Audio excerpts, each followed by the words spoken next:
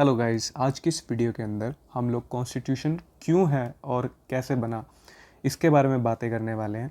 और मैं आप लोगों को एक अश्योरिटी देता हूँ कि कभी भी आप लोगों को ये चीज़ें याद करने की ज़रूरत नहीं पड़ेगी। एक बार बस बैठ के ध्यान से सुन लेना और ये आपको परमानेंटली याद हो जाएगा।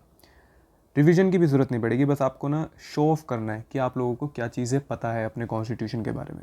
ठीक है, प्राउडली अपने दोस्तों के साथ शेयर करना है इन चीज़ों को, तो अपने आप आपको याद हो जाएगा। तो आज हम जो बात करने वाले हैं वो कुछ ये हैं कि the authority of a constitution, मतलब कॉन्स्टिट्यूशन की अथॉरिटी क्या है, पावर क्या है कॉन्स्टिट्यूशन की। दूसरी चीज़ हम बात करेंगे कि इंडियन कॉन्स्टिट्यूशन बना कैसे। तीसरी चीज़ बात कर रहे हैं हम लोग की कंपोजिशन क्या थी कॉन्स्टिट्यूएंट असेंबली की। अब ये जो कॉन्स्टिट्यूएंट असेंबली है ना, इसके बारे में हम डिटेल में जानने वाले हैं। इस कॉन्स्टिट्यूएंट असेंबली के अंदर ही हमारा कॉन्स्टिट्यूशन बना था। ठीक है, और हम बात करेंगे प्रिंसिपल्स ऑफ डिलिबरेशन। ये वर्ड बहुत फैंसी है, डिलिबरेशन।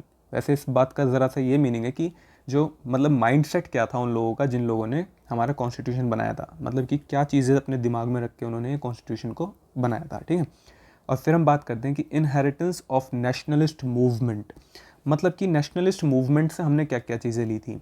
जो हमारी जो फ्रीडम फाइटर्स थे उन लोगों ने मूवमेंट की थी ना, नेशनलिस्ट मूवमेंट का कहते हैं जिन चीज़ों को। तो फिर उनसे हमने क्या क्या चीज़ ली थी। और एक चीज़ हमने और भी यहाँ जाननी है, वो ये है कि हमने दूसरी जो कंट्रीज़ थी उनसे, उनके कॉन्स्टिट्यूशन से क्या क्या अच्छी चीज़ें ली हैं। हम यहाँ पर आज ये चीज़ भी जानेंगे। अब मैं आपको कॉन्स्टिट्यूएंट असेंबली के बारे में बताता हूँ दो चार चीज़ें, कि जो कॉन्स्टिट्यूएंट असेंबली थी ना 1946 में बनाई थी। और ये बनाई किसके बेसिस पे थी, ये बनाई थी कैबिनेट मिशन के बेस पे। ठीक है, कैबिनेट मिशन के बेस पे बनाया कि भाई हम कॉन्स्टिट्यूशन बनाएंगे, इस हिसाब से बनाएंगे। दूसरी चीज़ जो यहाँ पर इंपॉर्टेंट है कि 1946 से स्टार्ट हुई थी, 1949 तक चली थी। इसने 1949 में पूरा कॉन्स्टिट्यूशन तैयार करके दे दिया था हमें। और इसके अलावा मैं आपको ये बता दूं कि कॉन्स्टिट्यूएंट असेंबली का जो फर्स्ट हमारे प्रेसिडेंट रहे हैं वो रहे हैं सचिदानंद सिन्हा। ठीक है, लेकिन ये टेम्परेरी थे क्योंकि ये 9 दिसंबर 1946 को बने थे प्रेसिडेंट, और 11 दिसंबर को राजेंद्र प्रसाद को कह गए कि भाई अब तुम बन जाओ प्रेसिडेंट। ठीक है, तो ये टेम्परेरी थे। और इन्होंने 26 नवंबर 1949 के अंदर हमारा जो कॉन्स्टिट्यूशन था उसको कह दिया कि परफेक्ट तैयार हो चुका है, हम इसको अडॉप्ट कर चुके हैं, इनेक्ट कर चुके हैं हमारे देश का जो कॉन्स्टिट्यूशन है उसे। लेकिन ये 26 जनवरी 1950 को केम इनटू फोर्स, यानी कि this constitution came into force on 26 जनवरी 1950। अब इस बात के पीछे क्या राज है, इस चीज़ के बारे में हम डिस्कस करें तो अब हमें यहाँ पे नेशनलिस्ट ये जो मूवमेंट्स वगैरह चलती थी इनके टाइम पे चले जाते हैं। अब हम बात करते हैं 1928 की। 1928 में एक नेहरू रिपोर्ट आई थी, नेहरू रिपोर्ट। ठीक है, ये जवाहरलाल नेहरू ने नहीं दी थी, ये उनके पापा ने दी थी, मोतीलाल नेहरू। ठीक है, ये याद रखना आप कि मोतीलाल नेहरू ने दी थी नेहरू रिपोर्ट। इसमें उन्होंने कहा कि इंडिया को ना आप लोग, अंग्रेज़ों को कहा इन्होंने ये चीज़ कि इंडिया को आप डोमिनियन स्टेटस दे दो। डोमिनियन स्टेटस क्या होता है? डोमिनियन स्टेटस वो होता है कि ये कहा हमने कि जो आप लोगों का जो राजा या रानी रहेगी, जो इंग्लैंड की जो राजा या रानी रहेगी वही हमारे राजा रानी रहेंगे। लेकिन बात यह है कि हम हेड तो नहीं मानेंगे, लेकिन ना हमारा जो देश है वो हमें हमारे हिसाब से चलाने दो। लेकिन इस बात से बिल्कुल भी खुश नहीं थे कौन? इनके बेटे। 1929 में जवाहरलाल नेहरू जो थे उन्होंने क्या किया कि पूर्ण स्वराज की बात कर दी कि डोमिनियन स्टेटस नहीं चाहिए हमें, हमें तो पूर्ण स्वराज चाहिए। ये कहाँ पे की उन्होंने?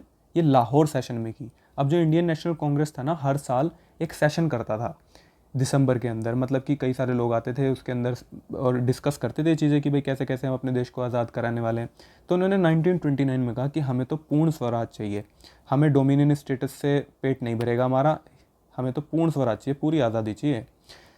ठीक है, फिर उन्होंने कहा कि इसी वजह से अब हम 1930 के अंदर, 1930 में हम 26 जनवरी 1930 के अंदर हम एक सिंबल के तौर पे आज़ादी का दिन मनाएंगे, इंडिपेंडेंस डे मनाने वाले हैं हम सिंबल के तौर पे 1930 के अंदर। ठीक है, अब इन्होंने डिसाइड किया और उन्होंने अच्छे से मनाया भी। लेकिन आप ये देखते हैं कि 1947 में ही हो गए हम तो आज़ाद, 15 अगस्त 1947 में, तो अब इंडिपेंडेंस डे तो ऑलरेडी बन चुका है। तो उन्होंने कहा कि ठीक है, अब हमारा कॉन्स्टिट्यूशन तो बना है ना अभी, तो अब हम 26 जनवरी 1950 को, क्योंकि हमने सिंबल बनाया था 1930 में, मतलब सिंबॉलिक डे जो बनाया था हमने, इसकी वजह से अब हम रिपब्लिक डे मना लेंगे 26 जनवरी 1950 में। इस दिन हम अपने कॉन्स्टिट्यूशन को फोर्स में लाएंगे, ठीक है, मतलब कि अब हम उसके अकॉर्डिंगली काम करेंगे चीज़ें। और राजेंद्र प्रसाद को हमारा फर्स्ट प्रेसिडेंट बना दिया था। तो ये थोड़ी सी एक छोटी सी स्टोरी थी। अब इसके बाद हम चलते हैं, इंट्रोडक्शन देखते हैं कि कॉन्स्टिट्यूशन क्या था। कॉन्स्टिट्यूशन होता क्या है, कॉन्स्टिट्यूशन बेसिकली ज़रूरत क्या होती है कॉन्स्टिट्यूशन की। इसके अंदर ना कई सारे लॉज लिखे रहते हैं और कई सारी बातें लिखी रहती हैं, जो कि होती इसलिए हैं कि ताकि जो लोग हैं और जो गवर्नमेंट है उनके बीच में ना एक रिलेशनशिप डेवलप हो सके, ठीक है, एक रिलेशनशिप बन सके उनके बीच में। और उसमें बहुत सारे आर्टिकल्स होते हैं जो अलग अलग चीज़ों के बारे में बात करते हैं, ठीक है, which comprises a number of articles about the state. अब आप यहाँ पे वर्ड देख रहे हैं स्टेट। इस स्टेट का मतलब ये मत समझना कि ये कोई मतलब यूपी, बिहार, हरियाणा, ये इस तरीके के स्टेट्स के बारे में बात नहीं कर रहे, ये पूरी की पूरी कंट्री की बात की जा रही है यहाँ पे, ठीक है। इस स्टेट से कंट्री मेंशन की गई है। ये कहते हैं कि हमें ज़रूरत क्या है, why do we need a constitution, क्यों ज़रूरत है हमें, ताकि हम एक आज़ादी से जी सकें, ठीक है। To provide a set of basic rules that allow for minimal coordination amongst the member of a society. यानी कि एक जैसे कि मेरे पास एक आज़ादी है अपने तरीके से जीने की, और जो हम जिस सोसाइटी में रहते हैं सामने वाले के पास भी आज़ादी है, ठीक है, अपने तरीके से जीने की।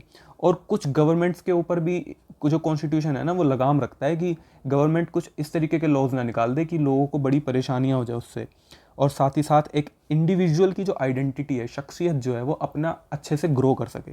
ये सारी चीज़ों का ख्याल रखता है हमारा कॉन्स्टिट्यूशन, जो कि सुप्रीम है, ठीक है। अथॉरिटी क्या है कॉन्स्टिट्यूशन की, ये बोलते हैं कि the authority of a constitution, मतलब कि ये सुप्रीम है, इससे बड़ा तो कुछ है ही नहीं।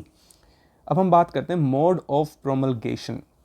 अब ये वर्ड यहाँ पे फिर से बहुत फैंसी वर्ड बोलूँगा मैं इस वर्ड को, क्योंकि यहाँ पर नॉर्मली भी तो लिख सकते थे कि मतलब कि act of making a law. वैसे प्रोमलगेशन का मतलब होता है कि किसी लॉ को बनाने की जो प्रोसेस होती है उसे कहते हैं। अभी कह रहे हैं कि यहाँ बना कैसे था हमारा कॉन्स्टिट्यूशन, जैसे मैंने आपको ऊपर बताया था कि कॉन्स्टिट्यूएंट असेंबली ने बनाया था। यहाँ पर ये यही बात बोल रहे हैं कि India's constitution was formally created by a constituent assembly between December 1946। मैंने आपको बताया था कि 9 दिसंबर को सचिदानंद सिन्हा को टेम्परेरी प्रेसिडेंट बनाया था, और फिर 11 दिसंबर को राजेंद्र प्रसाद को बना दिया था परमानेंट प्रेसिडेंट, ठीक है, कॉन्स्टिट्यूएंट असेंबली का। एंड नवंबर 1949 तक चली थी। अब मैंने आपको बताया था कि 26 नवंबर 1949। अब आप एक बार ये रिकॉल करने की कोशिश करिए कि 26 नवंबर को जब हमने अडॉप्ट कर लिया था ये हमारा कॉन्स्टिट्यूशन, तो हमने रिपब्लिक डे 26 जनवरी 1950 में क्यों बनाया था, इस चीज़ को रिकॉल करने की कोशिश करना। तो यहाँ पर ये इन्हीं चीज़ों के बारे में बात कर रहे हैं कि इस ऐसे बनाया था हमारा जो कॉन्स्टिट्यूशन था।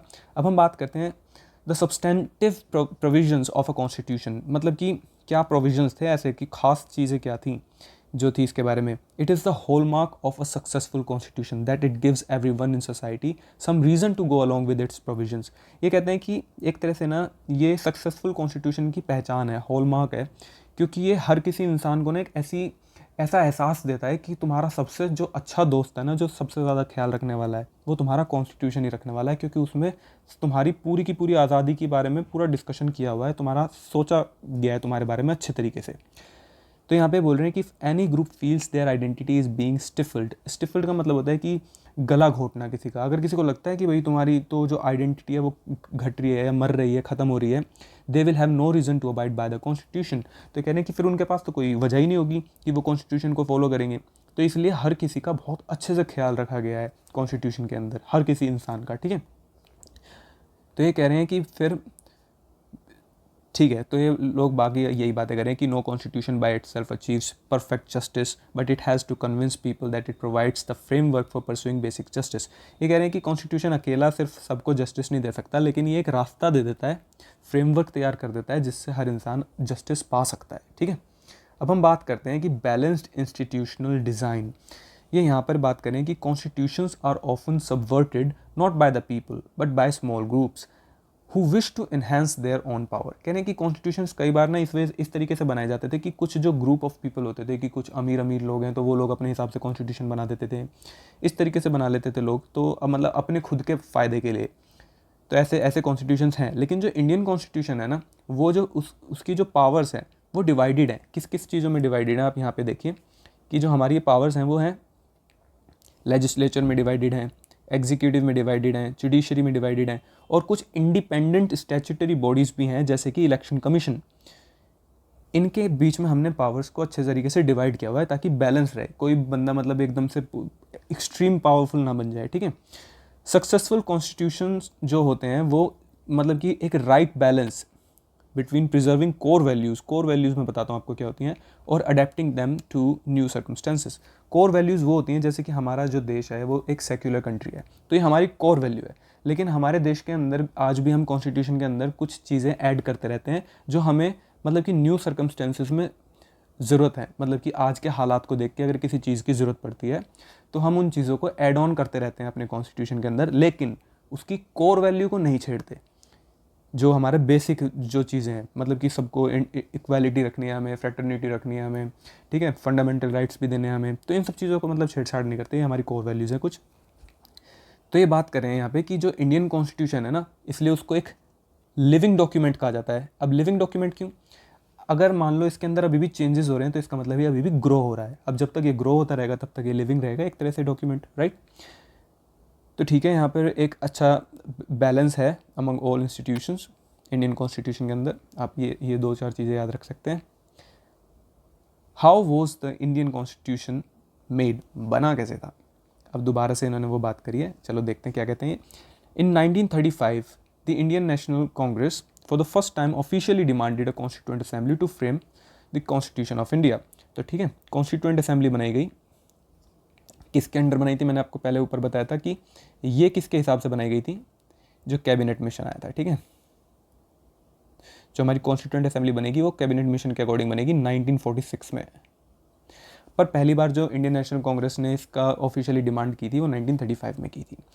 इसके बाद ये लोग बताते हैं कि यहाँ पर हमें लग गए थे 2 साल 11 महीने 18 दिन, 2 years 18 months, वो 11 months and 18 days, इतना टाइम लग गया था। और जो हमारे जो लोग थे ना, जिन लोगों ने कॉन्स्टिट्यूशन बनाया था, लगभग 60 कंट्रीज़ घूम के आए थे वो लोग, कि 16 कंट्रीज़ में देख के आए थे कि किस तरीके से मतलब कि वो लोग अपना कॉन्स्टिट्यूशन बनाए हुए हैं। और लगभग 64 लाख रुपए खर्च हो गए थे उस टाइम पे। आज के टाइम पे अपना कन्वर्ट करके देख लेना कि कितने रुपए हुए होंगे उस टाइम पे खर्च हुए। तो इतना खर्च कर दिया था उन्होंने। और फिर इन्होंने अडॉप्ट किया था ये 26 नवंबर 1949, जैसे कि मैंने आपको अभी ऊपर बताया था। और it came into force on 26 जनवरी 1950। आप लोगों को स्टोरी पता ही है कि क्यों करा था, क्योंकि हमने सिंबॉलिक इंडिपेंडेंस डे मना लिया था ना 1930 में, उसी की वजह से किया था फिर ये। अब ये बता दें composition of constituent assembly. Constituent assembly वो थी जिसने हमारा कॉन्स्टिट्यूशन बनाया था। इसकी कंपोजिशन क्या थी? इसकी टोटल स्ट्रेंथ जो थी ना कॉन्स्टिट्यूएंट असेंबली की, वो थी हमारी 389 मेंबर्स की, ठीक है। जिसमें से 296 सीट्स जो थी वो अलॉट की गई थी हमारे ब्रिटिश इंडिया को, मतलब बेसिकली जहाँ पर जो ब्रिटिशर्स थे उनका राज था। अब 93 सीट्स ऐसी थी जहाँ पर जो प्रिंसली स्टेट्स थे उनका राज था। प्रिंसली स्टेट्स मतलब कि वो राजा जो मतलब कि गुलाम नहीं हुए थे ब्रिटिशर्स के, तो मतलब वहाँ पे वो अपना रूल करते थे। तो बेसिकली आप एक ही याद कर लो, इसमें से 389 और 296, अपने आप 93 तो याद रह ही जाएगा फिर। अब इसमें देखिए कि जो 296 सीट्स थी, मतलब ये रट्टा मारने वाली चीज़ें नहीं है, आप ऐसे ही एक बार बस देख लो कि जो 296 सीट्स थी वो ब्रिटिश इंडिया को दी थी, ठीक है। जिसमें से 292 मेंबर्स जो थे वो 11 गवर्नर प्रोविंसेस के थ्रू लाए गए थे। मतलब 292 मेंबर्स 11 गवर्नर जो प्रोविंसेस थे, जहाँ पे जो ऐसे प्रोविंस मतलब होता है स्टेट, अगर आप उसमें कन्फ्यूज़ मत हो ना, मतलब जो छोटे छोटे स्टेट्स थे, ये जो गवर्नर के स्टेट्स थे ना, 11 गवर्नर के स्टेट्स, उनमें से 292 मेंबर्स लिए गए थे। और जो बाकी बचे हुए जो 4 सीट्स थी वो ली गई थी चीफ कमिश्नर्स प्रोविंसेस से। तो ये चीफ कमिश्नर भी हुआ करते थे, उनके जो स्टेट्स थे उनमें से 4 बंदे लिए गए थे। तो ये कॉन्स्टिट्यूएंट असेंबली की ये कंपोजिशन थी कॉन्स्टिट्यूएंट असेंबली की। इसके बाद हम बात करते हैं द प्रिंसिपल ऑफ डेलिब्रेशन। जैसे मैंने आपको बताया था, कितना अच्छा वर्ड है देखो, डेलिब्रेशन। इसका मतलब उनका माइंडसेट क्या था, उन्होंने दिमाग में क्या रखा था जब उन्होंने कॉन्स्टिट्यूशन बनाना स्टार्ट किया। इसके बारे में अगर हम देखें तो ये पता चलता है कि जो मतलब each member deliberated upon the constitution with the interest of the whole nation in mind. इन लोगों ने डिसाइड किया था कि मतलब कि पूरा देश को एक वो लेके चलना है। ऐसा नहीं सोचना है कि किसी एक बंदे के लिए बना लिया या किसी एक कास्ट के लिए बना लिया, ठीक है, या किसी एक रिलीजन के लिए बना लिया, कि नहीं, होल नेशन इन माइंड रख के बनाना है हमें अपना कॉन्स्टिट्यूशन, ठीक है। There were often disagreements amongst member, मतलब कि हो जाती थी बहसबाजी की, उन्हें लगता था कि भाई हमें इतना महत्व या इतनी इंपॉर्टेंस नहीं दी जा रही है, हमारे इस कॉन्स्टिट्यूशन के अंदर, तो पर हो जाती थी इस तरीके की बातें, वो हर जगह होती हैं। The constitution of India is supreme law to be accepted and respected by all the citizens as well as institutions of the country. तो ये कहते हैं कि ये हमारा जो कॉन्स्टिट्यूशन है ना इंडिया का, ये सबसे ज़्यादा एक्सेप्ट, मतलब कि इससे ऊपर कुछ नहीं है, ये हमारा सुप्रीम लॉ है, ये याद रखना, कॉन्स्टिट्यूशन जो है हमारे इंडिया का, और हर इस सिटीज़न को और हर इंस्टीट्यूशन को जो भी कंट्री में है उनको ये एक्सेप्ट करना होगा। Almost every issue that lies at the foundation of a modern state was discussed with a great sophistication। ये कह रहे हैं कि हर चीज़ जो भी मतलब कि एक कंट्री को बनने के लिए, या मतलब एक मॉडर्न स्टेट लिख रहा है ना यहाँ पे, अभी अभी ये कंट्री की बात कर रहे हैं कि मतलब एक कंट्री को बनने के लिए जिन जिन चीज़ों की ज़रूरत थी ना, मतलब कि एक फाउंडेशन जो ज़रूरत थी, उन सब के बारे में बहुत सोफिस्टिकेट तरीके से, अच्छे तरीके से बातचीत करी हुई थी, मतलब बिल्कुल एकदम से साफ़ सुथरा। Only one provision of the constitution was passed without virtually any debate। बस एक ही प्रोविजन ऐसा था जिसके ऊपर तो डिबेट ही नहीं करी, मतलब कि कोई बहसबाजी नहीं करी, सीधा सीधा पास कर दिया उसको। वो था हमारा the introduction of universal suffrage, यानी कि वोट देने का अधिकार। वोट देने का अधिकार पहले क्या होता था कि कुछ लोगों की ना ये सेट किया हुआ था कि इतनी इनकम है तो यही लोग सिर्फ वोट डाल सकते हैं, तो ये चीज़ हटा दी थी। इसके ऊपर कोई डिबेट नहीं हुई, कुछ नहीं हुआ, सीधा सीधा जाके कर दिया। अब बात करते हैं प्रोसीजर्स की। The constituent assembly had 8 major committees and other were minor committees on different subject. मतलब कि कमिटीज़ बना दी थी कि भाई तुम इस चीज़ का ध्यान रखो, तुम इस चीज़ का ध्यान रखो, और फिर तुम बताना कि क्या क्या हमें इसके अंदर प्रोविजंस रखने चाहिए। Each committee usually drafted particular provisions of the constitution. यहाँ पे बस इन्होंने यही बताया। फिर बात करते हैं कि inheritance of the nationalist movement. अब नेशनलिस्ट मूवमेंट से भी हमने क्या क्या चीज़ें ली हैं, अब हम देखते हैं यहाँ पे। The constituent assembly was giving concrete shape and form to the principles that was inherited from the nationalist movement, and these movements brought the objective resolution to the Constituent Assembly which was moved by Nehru in 1946। आपसे सीधा सीधा पूछ लेंगे यहाँ पे कि objective resolution कब आई थी? 1946 में आई थी इस, ठीक है। फिर this resolution encapsulated the aspiration and values behind the constitution. मतलब इसने बताया था कि ऐसे ऐसे करके हमारा कॉन्स्टिट्यूशन बनना चाहिए, ये चीज़ें हमें इन चीज़ों की ज़रूरत है, ठीक है। Based on this resolution our constitution gave institutional expression to these fundamental commitments. इन्होंने कहा कि हमारे कॉन्स्टिट्यूशन के अंदर ये चीज़ें तो होनी चाहिए, equality, liberty, democracy, sovereignty and cosmopolitan identity. ये चीज़ें तो हमें चाहिए ही चाहिए थी, ठीक है। अब हम बात करते हैं इंस्टीट्यूशनल अरेंजमेंट्स के बारे में। The constituent assembly spent a lot of time on evolving the right balance among the various institutions like executive, the legislature and the judiciary. अब इनके बीच में पावर्स का जो डिवीजन था ना, उसके ऊपर इन्होंने काफ़ी अच्छे तरीके से सोच विचार किया, ठीक है। This led to an adoption of a parliamentary form and the federal arrangement which would distribute governmental powers between legislature and the executive on the one hand and between the states and the central government on the other hand. मतलब इन्होंने decide किया कि भाई हम parliamentary form of government बनाएंगे, ठीक है, और कहा कि हम फेडरल अरेंजमेंट भी रखेंगे जिसके अंदर स्टेट्स के पास भी पावर रहेगी और सेंटर के पास भी पावर रहेगी।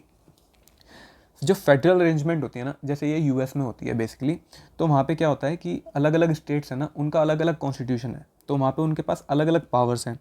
तो इसी तरीके से इन्होंने थोड़ी थोड़ी सी चीज़ें दी हुई हैं कि मतलब कि फेडरल अरेंजमेंट रख दी कि स्टेट्स के पास भी कुछ मतलब स्टेट लिस्ट के अंदर कुछ सब्जेक्ट्स होते हैं, तो उनके ऊपर स्टेट के पास राइट है अपना मतलब कि चीज़ें चलाने का अपने हिसाब से। लेकिन जो सेंटर है ना, वही एक्सट्रीम पावरफुल है, और ये चीज़ मतलब कि हमने उससे लिया है कनाडा की कॉन्स्टिट्यूशन से, ठीक है। अब यहाँ पर हम बात करते हैं नीचे। The main federal features of the Indian constitution are written and flexible constitution. जैसे मैंने आपको बताया कि जो हमारा जो कॉन्स्टिट्यूशन है रिटन और फ्लेक्सिबल है। आपको पता है यूके का रिटन नहीं है और यूएस का रिटन है, ठीक है। और डिस्ट्रीब्यूशन ऑफ पावर्स बताई है यहाँ पे between centre and the states. Supremacy of judiciary हमने लिया है यूएस से, और सेंटर और स्टेट्स के बीच में जो पावर्स का डिस्ट्रीब्यूशन होना है ये हमने लिया है कनाडा से। And existence of bicameral legislature, ये सब चीज़ों के बारे में हमने यहाँ पे डिस्कस किया कि मतलब कि ये हमारे जो कॉन्स्टिट्यूशन है ना, उसकी वो है खासियत है ये सब चीज़ें, ठीक है, कि रिटर्न और फ्लेक्सिबल कॉन्स्टिट्यूशन है। फ्लेक्सिबल है तभी तो हमारा अभी भी ग्रो हो रहा है, लिविंग है, मतलब कि एक लिविंग आइडेंटिटी के तौर पे देखा जा रहा है ना, लिविंग डॉक्यूमेंट। तो अब देखते हैं कि कहाँ से हमने क्या क्या चीज़ें ली हैं। Provisions borrowed from constitutions of different countries. The framers of Indian constitutions have borrowed a number of provisions as per the suitability of the nation from different countries. ठीक है, अब ये बताते हैं कि ब्रिटिश कॉन्स्टिट्यूशन से हमने क्या लिया। हमने लिया यहाँ से फर्स्ट पास्ट द पोस्ट, ये एक तरह का ना इलेक्शन करवाने का तरीका होता था। और दूसरी चीज़ हमने ली कि पार्लियामेंट्री फॉर्म ऑफ गवर्नमेंट। अब ये तो आपको याद रहेगा, ये पार्लियामेंट बनाया किसने था हमारे देश में? ब्रिटिशर्स ने बनाया था। और मैं इससे एक चीज़ आपको और बताता हूँ कि जो हमारी कॉन्स्टिट्यूंट असेंबली थी ना, इसको फर्स्ट पार्लियामेंट भी कहा जाता है ऑफ इंडिपेंडेंट इंडिया।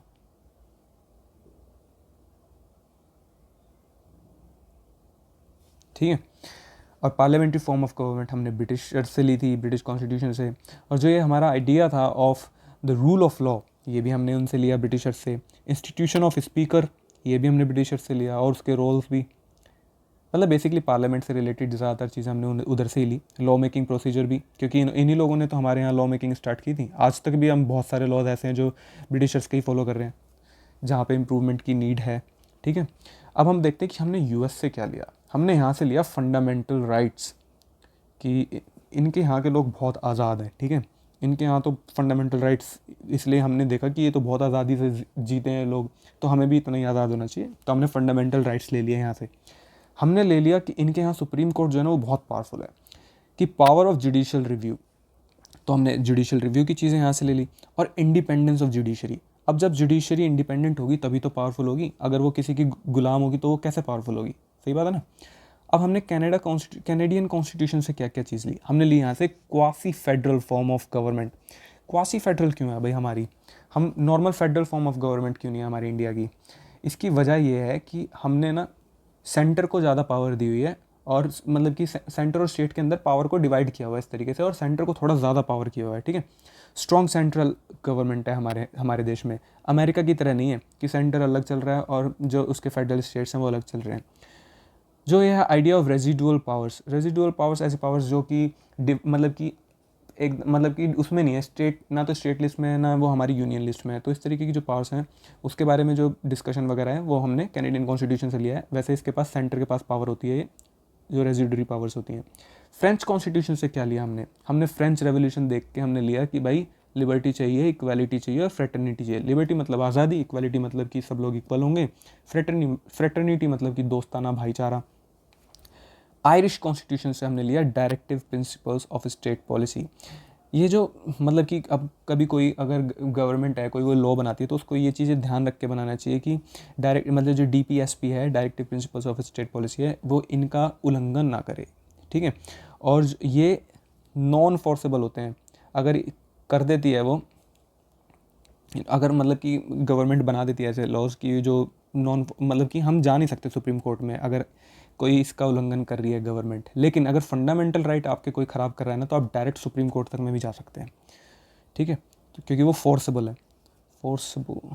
और कंक्लूजन के बारे में बात करें इन दिस टॉपिक, ठीक है, अब आप लोगों को पता ही है कि हमने क्या क्या चीज़ बात करी है। मैं यहाँ से इसको नहीं पढ़ता, मैं आपको डायरेक्ट बताता हूँ कि हमने बात करी थी जो हमारी नेहरू रिपोर्ट थी 1928 के अंदर। ठीक है। जहाँ पे मोतीलाल नेहरू ने क्या कहा था? मोतीलाल नेहरू ने बोला था 1928 के अंदर कि हमें डोमिनियन स्टेटस दे दो।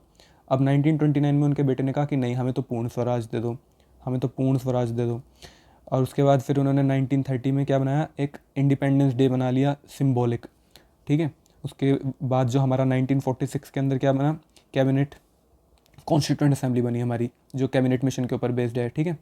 और 1935 के अंदर फर्स्ट टाइम मतलब कि ऑफिशियली डिमांड की थी कॉन्स्टिट्यूएंट असेंबली की। 1946 के अंदर कैबिनेट मिशन के अंडर आगे बनाया हमने कॉन्स्टिट्यूएंट असेंबली, ताकि हम अपना कॉन्स्टिट्यूशन बना सकें। तो पहले हमने सच्चिदानंद सिन्हा को प्रेसिडेंट बनाया, उसके बाद हमने राजेंद्र प्रसाद को बना दिया, क्योंकि ये तो हमारे टेम्परेरी थे, ये हमारे परमानेंट थे। और उसके बाद हम बात करते हैं कि मतलब कि 26 नवंबर 1949 इसको हमने अडॉप्ट और इनेक्ट कर लिया अपना कॉन्स्टिट्यूशन। लेकिन हमने वो कब किया, मतलब फोर्स में कब आया वो? 26 जनवरी 1950। इसके अंदर हमने वो फोर्स में आया, हमारा जो कॉन्स्टिट्यूशन था उसको आत्मा मिल गई बेसिकली। और हमने बहुत सारे अलग अलग डिफरेंट कॉन्स्टिट्यूशन से चीज़ें मतलब डिफरेंट कंट्री के कॉन्स्टिट्यूशन से चीज़ें ली। जैसे कि हमने ब्रिटिश कॉन्स्टिट्यूशन से लिया parliamentary form of government, first past the post, law making procedure, institution of speaker and his roles, idea of rule of law कि मतलब कि सब लोग इसके बराबर हैं, सब इक्वल हैं। यूनाइटेड स्टेट्स से हमने फंडामेंटल राइट्स ले लिए और इंडिपेंडेंस ऑफ जुडिशरी ले ली, पावर ऑफ जुडिशियल रिव्यू ले लिया कैनेडियन से हमने ले ली quasi federal form of government कि जहाँ पे स्ट्रॉन्ग सेंट्रल गवर्नमेंट होगी और रेजिडुअल पावर्स भी होंगी। फ्रेंच कॉन्स्टिट्यूशन, ये बहुत इंपॉर्टेंट है। फ्रेंच कॉन्स्टिट्यूशन से ली थी हमने liberty, equality and fraternity. Irish constitution से हमने लिया DPSP। तो यही सब चीज़ें थी जो आज हमने इस वीडियो के अंदर जानी है। I hope you like this video, और आपको ये वीडियो पसंद आई हो तो इसको लाइक, शेयर एंड सब्सक्राइब कर दें इस चैनल को। Thank you for watching.